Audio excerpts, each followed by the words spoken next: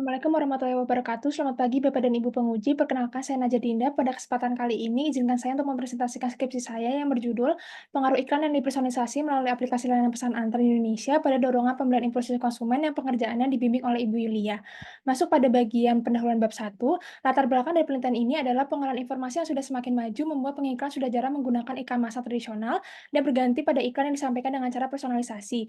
Personalisasi merupakan kustomisasi iklan berdasarkan informasi pribadi pengguna seperti nama, demografis, lokasi, sejarah, dan pembelian, dan gaya hidup. Tentunya sistem ini memberikan peluang bagi pengiklan untuk mendapatkan audiens yang tepat dan konsumen semakin mudah dalam memenuhi kebutuhan.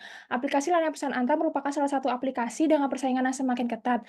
Perusahaan dituntut untuk menyediakan atribut layanan yang memiliki keunggulan dibandingkan dengan pesaingnya. Berdasarkan laporan Momentum Works tahun 2023, Grab masih menguasai market share di Indonesia dengan 49%, sedangkan berdasarkan Good Stats, aplikasi yang menjadi favorit anak muda adalah Gojek dengan 46%. Layanan yang paling banyak digunakan adalah layanan transportasi online dan pengiriman makanan. Berdasarkan riset Tenggara Strategik dengan responden berumur di atas 17 tahun, sebanyak 72% memiliki lebih dari satu aplikasi.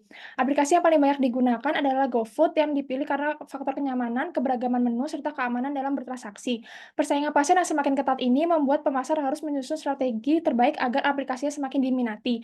Perilaku tidak terencana dan spontan yang sering terjadi pada saat pembelian online dapat diadopsi sebagai perilaku impulsif. Personalisasi iklan sebagai bentuk promosi dapat menjadi pendorong dalam pertumbuhan aplikasi.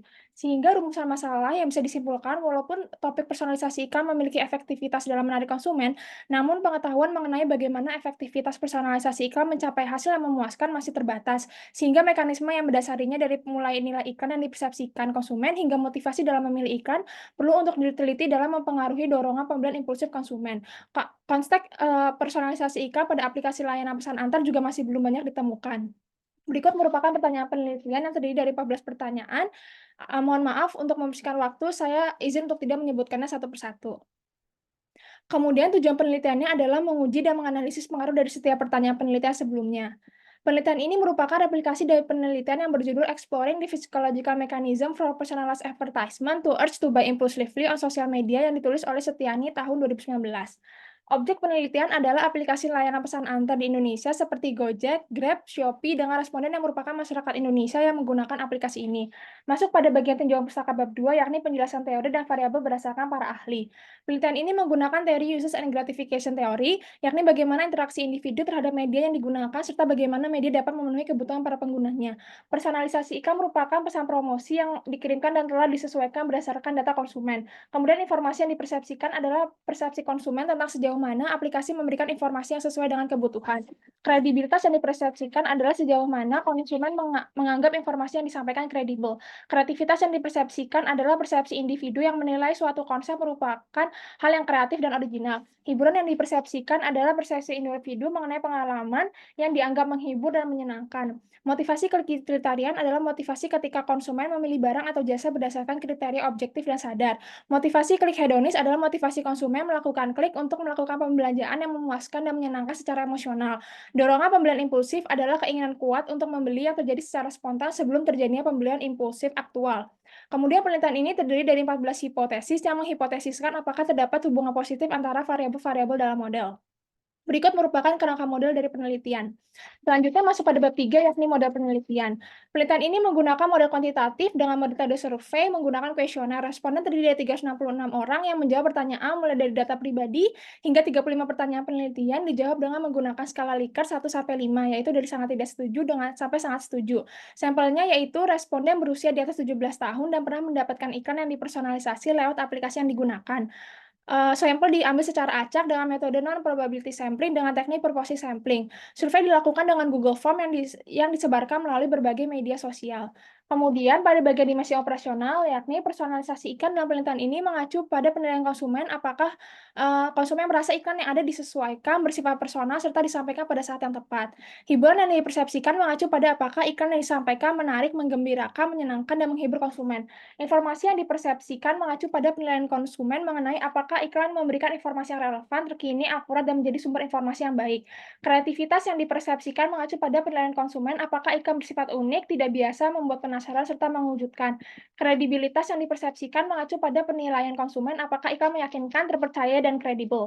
Motivasi kriteria mengacu pada sejauh mana penilaian konsumen dalam memilih iklan karena merupakan hal yang efektif, sangat membantu, fungsional, praktikal, dan diperlukan untuk menemukan produk atau layanan. Motivasi klik hedonis mengacu pada penilaian konsumen dalam memilih iklan karena merupakan hal yang menyenangkan, mengasihkan, menarik, menggembirakan, dan mendebarkan. Dorongan pembelian impulsif mengacu pada alur pemikiran konsumen apakah terdapat dorongan tiba-tiba untuk membeli padahal tidak merencanakan atau tidak butuh. PLSSIM digunakan untuk menguji hubungan sebab akibat dengan menggunakan variabel laten menggunakan SPART PLS. Untuk menguji validitas dan reliabilitas dari data, maka menggunakan evaluasi model pengukuran. Selain itu juga dilakukan evaluasi model struktural yang dilakukan untuk memprediksi hubungan kausal antar variabel laten. Masuk pada bab 4 mengenai pengujian dan pembahasan dari penelitian. Responden berjumlah 366 yang didominasi oleh perempuan sebesar 76% dengan usia paling banyak 18 hingga 25 tahun dengan profesinya yang merupakan mahasiswa atau pelajar. Responden juga paling banyak berdomisili di Pulau Jawa. Aplikasi yang paling banyak digunakan oleh responden adalah Gojek dengan intensitas penggunaan paling banyak sekitar 1 hingga 2 kali dalam seminggu. Kemudian masuk pada statistik deskriptif menggunakan mean dan standar deviasi. Berdasarkan tabel, mean tertinggi ada pada variabel informasi yang dipersepsikan sebesar 4,116 yang artinya mayoritas responden setuju bahwa aplikasi memberikan informasi yang relevan.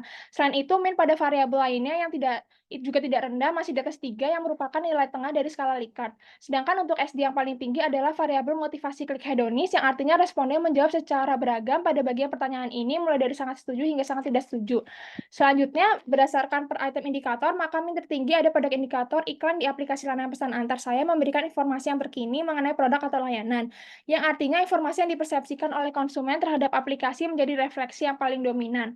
Kemudian pada bagian analisis data dilakukan evaluasi model pengukuran dan struktural. Pada evaluasi model pengukuran dilakukan uji validitas konvergen untuk melihat apakah dua ukuran dari konstruk memiliki korelasi dalam menggunakan outer loading dan average variance extracted. Apabila nilai outer loading di atas 0,7 maka memenuhi validitas konvergen. Seperti terlihat bahwa tabel indikator PC3, HM5, UB1, dan UB3 memiliki nilai di bawah 0,7. Sehingga apabila nilainya ada pada rentang 0,4 hingga 0,7 maka harus dipertimbangkan nilai F-nya terlebih dahulu, yakni dikatakan memenuhi validitas konvergen apabila memiliki nilai lebih dari 0,5. Seperti ditunjukkan pada tabel, F pada masing-masing variabel memenuhi batas minimum. Begitupun dengan nilai composite reliability pada uji reliabilitas, sehingga keempat indikator tadi dikatakan valid pada validitas konvergen.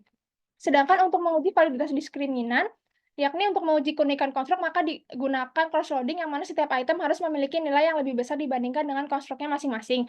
Seperti diperlihatkan pada tabel, pada angka yang di bold, maka setiap variabel memenuhi syarat ini. Kemudian pada uji reliabilitas, jika data yang ditemukan tidak reliable, maka tidak dapat diproses lebih lanjut karena dapat menghasilkan kesimpulan yang bias. Uji reliabilitas dilakukan dengan kelompok alpha dan composite reliability. Item dikatakan reliable apabila koefisien dari CA lebih besar dari 0,7, serta CR berada pada kisaran 0,7 hingga 0,9. Seperti dilihat pada tabel bahwa setiap variabel pada penelitian ini reliable dan memuaskan. Selanjutnya, pengujian model struktural dilakukan dengan R-square dan F-square. R-square dilakukan untuk mengetahui besaran variabel endogen yang dipengaruhi oleh variabel eksogen. Dianggap kuat apabila nilai R-square di atas 0,67. Apabila berada di antara 0,33 hingga 0,67 maka dianggap sedang, dan berada di bawah 0,33 maka dianggap lemah. Untuk justice R-square diharapkan dapat memberikan penilaian yang lebih kuat dalam menilai kemampuan variabel eksogen dalam menjelaskan variabel endogen.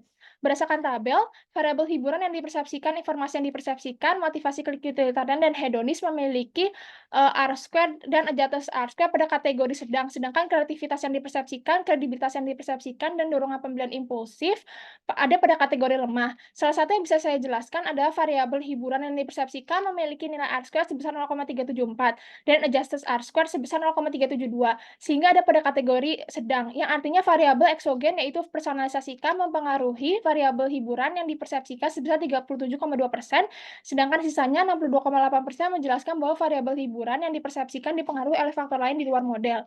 Kemudian pada F-square dilakukan untuk mengetahui estimasi model. Dikatakan lemah apabila memiliki nilai di antara 0,02 hingga 0,15, sedang apabila memiliki nilai di antara 0,15 hingga 0,35, dan kuat apabila nilainya di atas 0,35. Berdasarkan tabel, 4 variabel memiliki pengaruh lemah, 1 variabel memiliki pengaruh sedang, dan 5 variabel memiliki pengaruh yang kuat terhadap masing-masing variabelnya. Kemudian masuk pada pengujian hipotesis yang dilakukan dengan bootstrapping. Berdasarkan Hare et al. Tahun 2014, nilai beta yang mendekati 1 maka hubungannya dinyatakan positif, sedangkan jika mendekati -1 maka hubungannya dinyatakan negatif. Selain itu, nilai statistik lebih besar dari 1,96 maka dikatakan bahwa hipotesis bersifat signifikan, dan apabila p-value lebih kecil dari 0,05 maka hipotesis dinyatakan dapat diterima. Berdasarkan tabel, nilai beta T statistik serta p-value pada setiap hipotesis memenuhi syarat sehingga dari hipotesis 1 hingga hipotesis 14 terdukung dan memiliki area positif. Berdasarkan hasil olah data, H1 ditemukan bahwa personalisasi iklan memengaruhi pengaruh positif terhadap informasi yang dipersepsikan, yang mengindikasikan bahwa iklan yang dipersonalisasi akan meningkatkan informativitas yang dirasakan oleh konsumen terhadap iklan yang disampaikan. Artinya aplikasi memberikan informasi yang relevan dan sesuai dengan kebutuhan konsumen. Kemudian H2, personalisasi iklan juga berpengaruh positif terhadap kredibilitas yang dipersepsikan. Konsumen mengharapkan informasi yang kredibel sehingga iklan yang dipersonalisasi menciptakan informasi yang relevan. Hal ini menjelaskan bahwa aplikasi menyajikan pesan iklan dengan sumber yang dapat dipercaya. H3 yaitu personalisasi iklan berpengaruh positif pada kreativitas yang dipersepsikan, yang mengindikasikan bahwa pesan iklan oleh aplikasi pesan antar memiliki unsur personalisasi yang memberikan elemen kreatif serta menarik bagi konsumen. Namun jika dibandingkan dengan variabel lain, variabel kreativitas yang dipersepsikan memiliki nilai min yang terendah sehingga pengiklan butuh untuk lebih mempertimbangkan untuk meningkatkan aspek ini. Kemudian H4 yaitu personalisasi iklan berpengaruh positif terhadap hiburan yang dipersepsikan. Hiburan merupakan salah satu faktor utama kampanye viral, sehingga juga merupakan faktor utama personalisasi. Hal ini menunjukkan bahwa pesan yang disampaikan oleh aplikasi memberikan pengalaman yang menyenangkan dan menarik. Kemudian H5 yaitu informasi yang dipersepsikan berpengaruh positif terhadap motivasi klik utilitarian.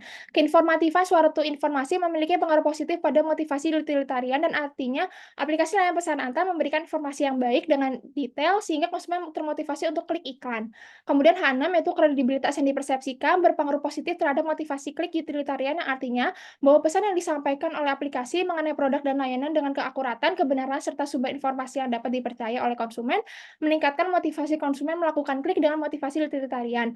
Kemudian H7 yaitu kreativitas yang dipersepsikan berpengaruh positif terhadap motivasi klik hedonis. Keoriginalan suatu iklan merupakan salah satu sifat kreativitas yang berhubungan dengan nilai hedonis. Artinya aplikasi memberikan pesan iklan yang semakin kreatif serta memberikan pengalaman yang unik sehingga meningkatkan motivasi klik hedonis. Kemudian H8 yaitu pengaruh hiburan yang dipersepsikan berpengaruh positif terhadap motivasi klik hedonis. Apabila nilai hiburan yang diterima oleh konsumen tinggi, maka akan meningkatkan motivasi konsumen untuk mengklik iklan dengan dasar hedonisme, dan aplikasi memenuhi ekspektasi ini.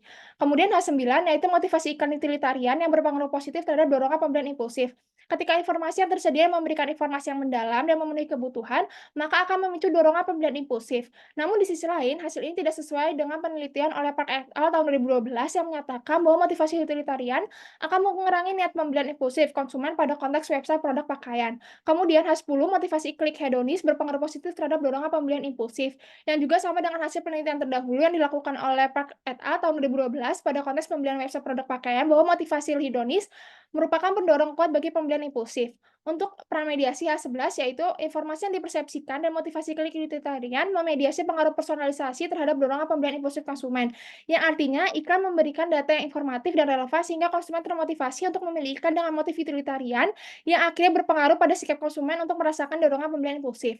Kemudian H12 yaitu kredibilitas yang dipersepsikan dan motivasi klik utilitarian memediasi pengaruh personalisasi iklan terhadap dorongan pembelian impulsif, yakni dengan informasi yang kredibel membuat konsumen termotivasi untuk mengklik iklan sehingga menciptakan dorongan pembelian impulsif.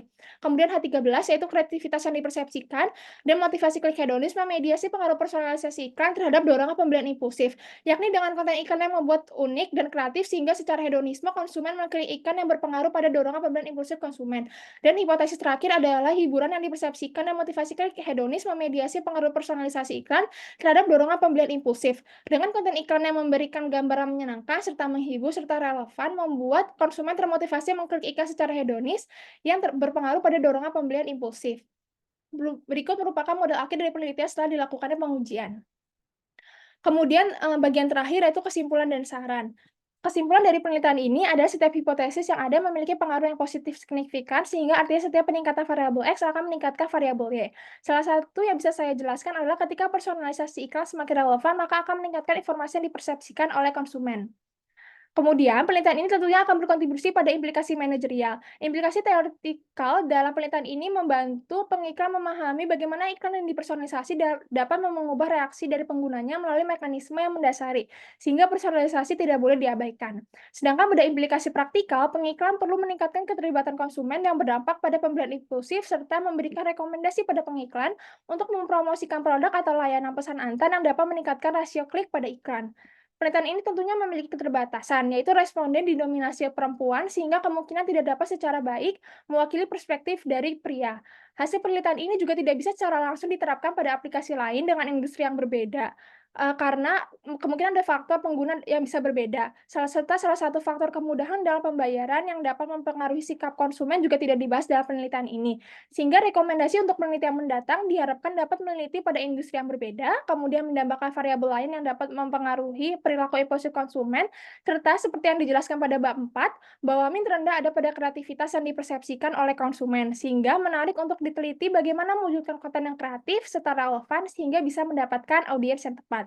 Sekian dari saya, kurang lebihnya saya mohon maaf dan terima kasih atas kesempatannya. Wassalamualaikum warahmatullahi wabarakatuh.